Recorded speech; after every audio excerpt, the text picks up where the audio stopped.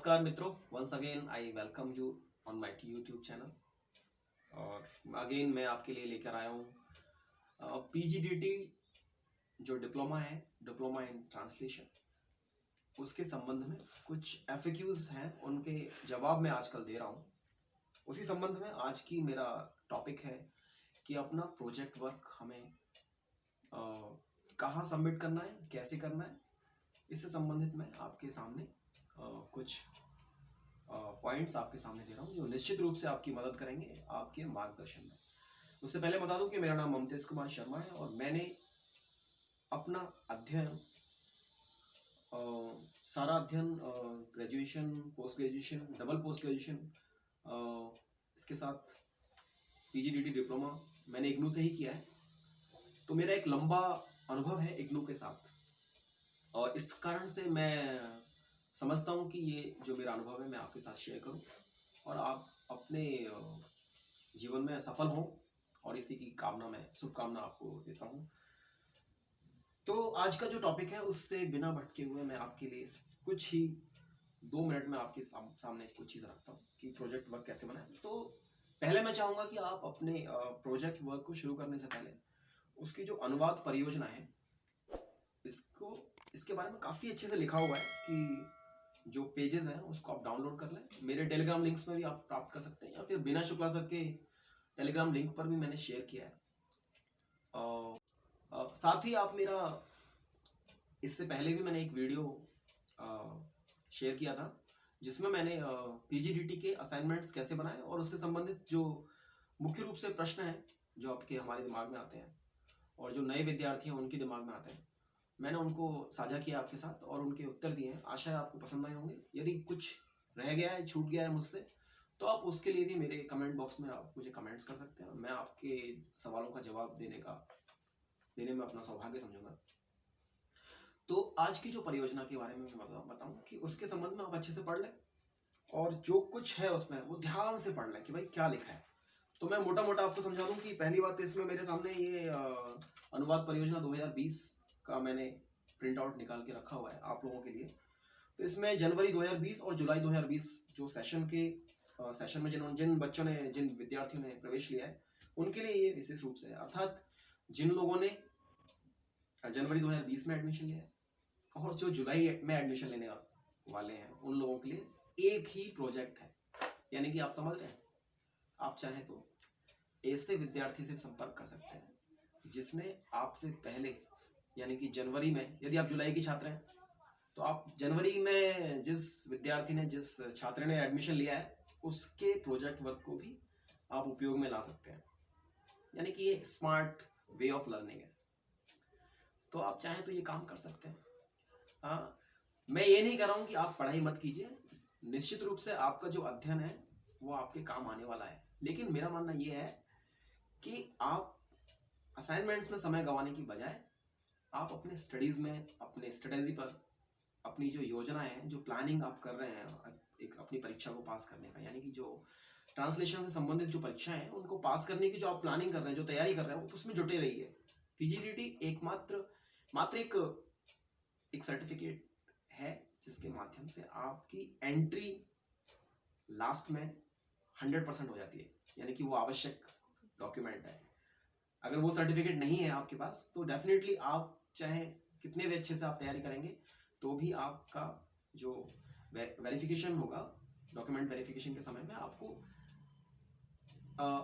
अयोग्य घोषित कर दिया जाएगा। तो मेरा मानना यह है कि उस सर्टिफिकेट के लिए हम इतनी जद्दोजहद ना करें, बल्कि बड़ी स्मार्ट तरीके से और बड़ी आसानी से वो काम कर लें। और साथ में जो हमारा मेन मोटो है, यानी कि परीक्षा में, यानी कि जो कॉम्पिटिटिव एग्जाम है उसमें अच्छे मार्क्स स्कोर करना है, तो उसके लिए तैयारी अलग तरीके की है। देखिए, तो हमें दोनों चीजों में बड़ा ही स्मार्ट हमारी अप्रोच होनी चाहिए।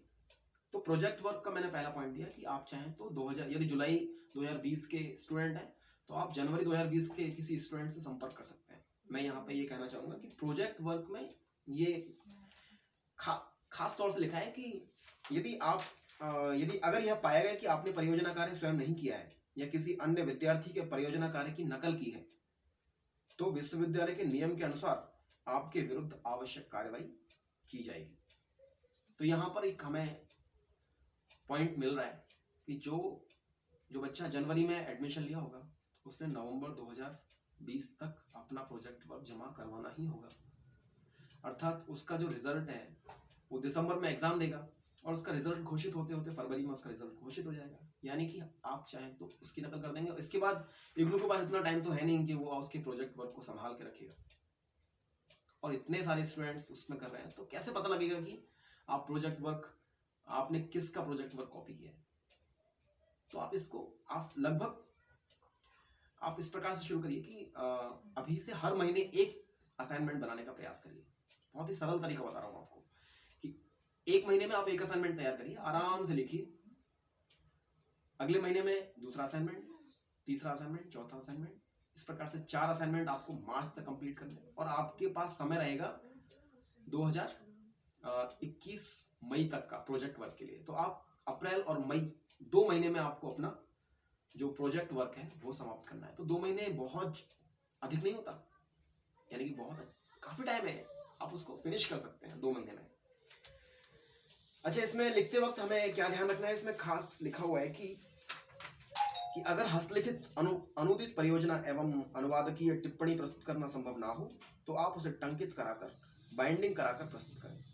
यानी कि आप उसको टाइपिंग करा सकते हैं। तो यार टाइपिंग क्यों करानी इतनी फालतू है, हाथ से लिखो, अच्छे से लिखो, बढ़िया हैंड राइटिंग, साफ साफ। आपकी अच्छी नहीं है, जो स्पेशली जो छात्र हैं तो वो अपनी कैसी किसी भी ऐसे महिला मित्र से या फिर आपकी माता भाभी जी या फिर माता जी तो नहीं लेकिन बहन से या फिर किसी लड़कियां को हैंड राइटिंग थोड़ा अच्छा माना जाता है, जनरली उनका अच्छा हैंड राइटिंग होता है, तो आप उनसे संपर्क कर सकते हैं, उनसे भी अपनी ये करा सकते हैं, मेरा मतलब प्रोजेक्ट वर्क को लिखवा सकते हैं या फिर स्वयं भी लिखना चाहते हैं। तो ये मेरी बहुत सारी बातें अंडर कवर टाइप की हैं, कृपया करके मैं बहुत ही पर्सनली आपके साथ शेयर कर रहा हूँ, तो इसको अदर वे में ना लें।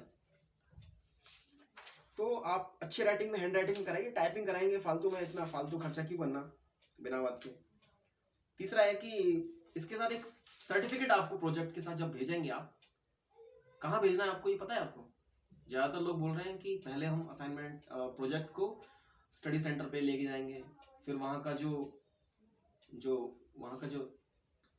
इंचार्ज है उनसे हम सिग्नेचर लेंगे, फिर हम उसको दिल्ली भेजेंगे। तो भाई ऐसा कुछ नहीं करना है। इसमें साफ साफ लिखा है कि कृपया ध्यान दें कि यह परियोजना कार्य अध्ययन केंद्र के किसी शैक्षिक परामर्शदाता के मार्गदर्शन में नहीं होना चाहिए। अर्थात आपको स्टडी सेंटर पे अपने प्रोजेक्ट को भेजना ही नहीं है और ना लेके जाना है, ना वहां से कोई सिग्नेचर लेना है।